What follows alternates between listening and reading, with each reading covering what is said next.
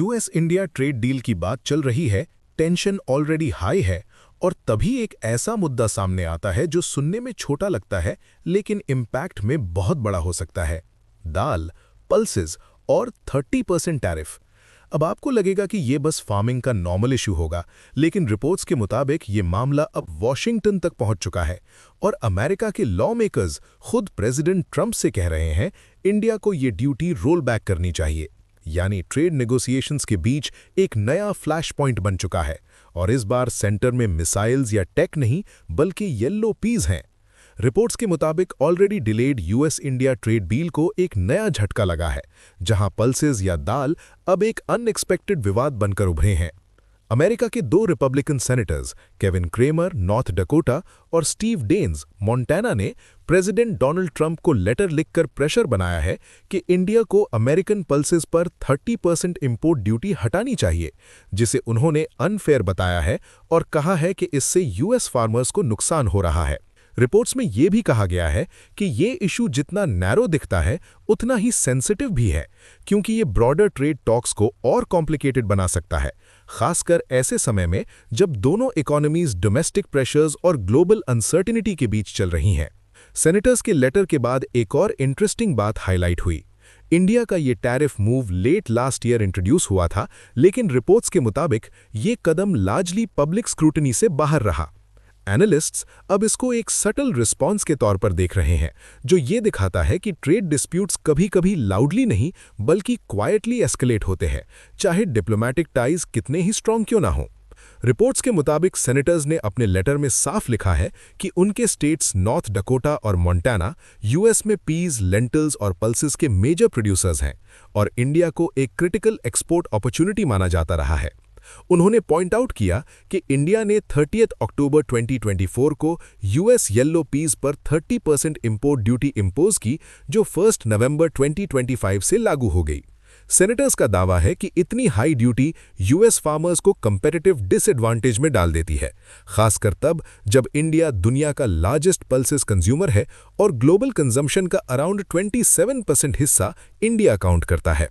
उन्होंने ये भी कहा कि इंडिया में लेंटिल्स, चिकपीज, ड्राइड बीन्स और पीज वाइडली कंज्यूम्ड है, फिर भी अमेरिकन पल्स क्रॉप्स पर सब्सटैंशियल टैरिफ्स लगाए जा रहे हैं और इसलिए ट्रंप को ट्रेड डील में एग्रीकल्चरल कंसेशंस को प्रायोरिटी देनी चाहिए। इस स्टोरी का सबसे बड़ा ट्विस्ट ये है कि इंडिया के इस टैरिफ को ऑब्जर्वर्स साइलेंट रिटेलिएशन की तरह डिस्क्राइब कर रहे हैं। रिपोर्ट्स के मुताबिक इंडिया का ये डिसीजन वाइडली पब्लिसाइज नहीं हुआ और इसी वजह से कई लोगों का मानना है कि न्यू दिल्ली ने एक सिग्नल तो दिया, लेकिन बिना कंट्रोवर्सी को और भड़काए। बैकग्राउंड में रिपोर्ट्स ये भी मेंशन करती हैं कि लास्ट ईयर ट्रंप एडमिनिस्ट्रेशन ने सर्टेन इंडियन गुड्स पर 50% तक प्यूनिटिव टैरिफ्स लगाए थे और इसी कॉन्टेक्स्ट में इंडिया का 30% पल्स ड्यूटी मूव एक सटल रिस्पॉन्स की तरह देखा जा रहा है।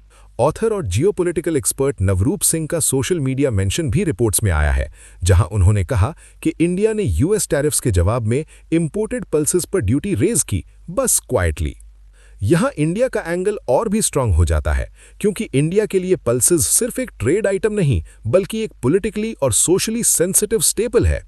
रिपोर्ट्स के मुताबिक इंडिया के लिए चैलेंज ये रहता है कि डोमेस्टिक प्रोडक्शन को प्रोटेक्ट भी करना है और कंज्यूमर्स के लिए प्राइसेस अफोर्डेबल भी रखने हैं। इसी वजह से इंडिया हिस्टोरिकली इंपोर्ट ड्यूटीज को एडजस्ट करता रहा है। जब डोमेस्टिक प्रोडक्शन स्ट्रांग होती है, टैरिफ्स बढ़ाए जाते हैं और जब शॉर्टेजेस का रिस्क होता है, ड्यूटीज रिड्यूस करके इंपोर्ट्स अलाउ किए जाते हैं। इसलिए ये लेटेस्ट टैरिफ इंक्रीज को एक प्रोटेक्शनिस्ट मूव भी माना जा रहा है और एक स्ट्रेटेजिक ट्रेड सिग्नल भी। अमेरिका की साइड से लॉ मेकर्स का आर्ग्यूमेंट ये है कि ऐसी पॉलिसीज एक्सपोर्टर्स के लिए अनसर्टेनिटी क्रिएट करती हैं और fair and reciprocal trade relationship के स्पिरिट को अंडरमाइन करती हैं, खासकर जब दोनों कंट्रीज एक comprehensive bilateral trade agreement discuss कर रहे हों। और यही वजह है कि पल्सेस वाला मुद्दा अब सिर्फ फार्मिंग तक सीमित नहीं रहा, ये सीधे ट्रेड नेगोशिएशंस के कोर पॉइंट्स में घुस चुका है। रिपोर्ट्स के मुताबिक पल्सेस पहले भी इंडिया यूएस ट्रेड टॉक्स में आ चुके हैं।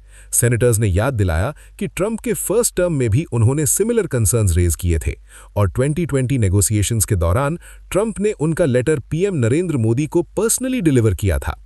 वही पीरियड ट्रंप के इंडिया विजिट और अहमदाबाद के नमस्ते ट्रंप इवेंट से भी जुड़ा रहा, जहां लीडर्स की वार्मथ को हाईलाइट किया गया था।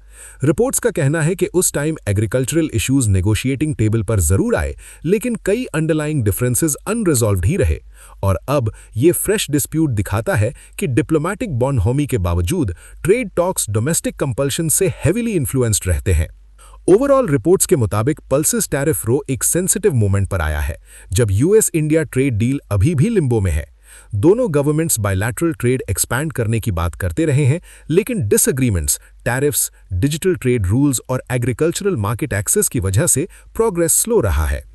साथ ही रिपोर्ट्स में यह भी कहा गया है कि इंडिया और यूएस की स्ट्रेटेजिक पार्टनरशिप इंडो पैसिफिक में डिफेंस, टेक्नोलॉजी और रीजनल सिक्योरिटी जैसे एरियाज में ग्रो कर रही है, और ट्रेड टेंशन्स का बढ़ना ब्रॉडर रिलेशनशिप पर शैडो डाल सकता है, भले ही पल्सेस अकेले डील ब्रेकर ना हो। रीसेंट डिप्लोमेटिक एंगेजमेंट से संकेत मिलता है कि चैनल्स ओपन रखने की कोशिश चल रही है, लेकिन सेनेटर्स का लेटर ये भी दिखाता है कि यूएस के अंदर डोमेस्टिक प्रेशर इस इशू को पॉलिटिकल एजेंडा में ऊपर ला सकता है। और अब सस्पेंस यही है, क्या ये 30% पल्स टैरिफ सिर्फ एक टेम्पररी ट्रेड टूल है, या फिर यही दाल वाला मुद्दा यूएस इंडिया ट्रेड डील का अगला बड़ा टर्निंग पॉइंट बन जाएगा? क्योंकि कभी-कभी सबसे बड़े ट्रेड बैटल्स सबसे बेसिक चीजों से शुरू होते हैं।